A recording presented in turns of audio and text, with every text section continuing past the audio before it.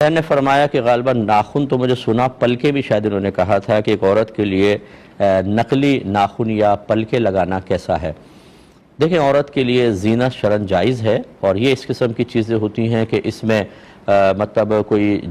اللہ تبارک و تعالیٰ کی تخلیق میں تغیر کرنا لازم نہیں آ رہا کہ جو اللہ نے قدرتی طور پہ ایک جسم دیا ہے اس میں تبدیلیاں پیدا کرنا، اس کا حکم ابھی میں نے آپ کو بیان کیا۔ تو یہ لیکن ایک صحیح مقصد کے لیے ہونا چاہیے کہ یا تو ایسا ہو کہ عورت اپنے لیے زینت کر رہی ہے، یعنی کسی نامحرم کو دکھانا مقصود نہیں، ٹھیک ہے وہ خوبصورت نظر آنا چاہتی ہے جیسے شادی بیاہ میں، اور وہاں کسی نامحرم کے نگاہ پڑنے کا اندیشہ نہیں ہے، تو وہ ٹھیک ہے اس طرح کی چیزیں استعمال کر سکتی ہیں۔ یا شوہر کی خواہش ہو کہ تم اس طرح کرو تو مجھے زیادہ اچھی لگتی ہیں کہ پلک بڑی بڑی ہوں اور ناخن ایسے ہوں، تو ٹھیک ہے، لیکن جو اس میں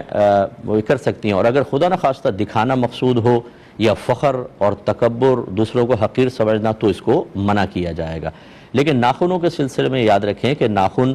چاہے مرد ہوں چاہے عورت، اسے چھوٹے رکھنا لازم ہوتا ہے، کیونکہ نبی کریم صلی اللہ علیہ وسلم نے بڑے ناخن رکھنے سے منع فرمایا، اور اس میں عورتوں کا استثناء نہیں ہے۔ تو لہٰذا اگر نقلی ناخن لگائیں گی لمبے لمبے، تو جو اگر وہ فرض کر لیں کہ کوئی عالمہ ہیں، کوئی معظم دینیہ ہیں، معظمہ دینیہ ہیں، تو عورتیں پھر اشارے کریں گی کہ دیکھو اس نے ناخن لگائے ہوئے ہیں، یعنی ناخن بڑھائے ہوئے ہیں۔ ہو سکتا ہے کسی کو اس پر اطلاع نہ ملے کہ آپ نے نقلی ناخن لگائیں، تو پھر اس قسم کی چیزیں پبلک کے سامنے اختیار کرنا اس وجہ سے کہ وہ زبانی یا قلبی غیبت میں مبتلا ہوں گے یا قلبی بدگمانی میں مبتلا ہوں گے، یہ مناسب نہیں ہوتا ہے، اس میں تھوڑا سا احتیاط کریں گے۔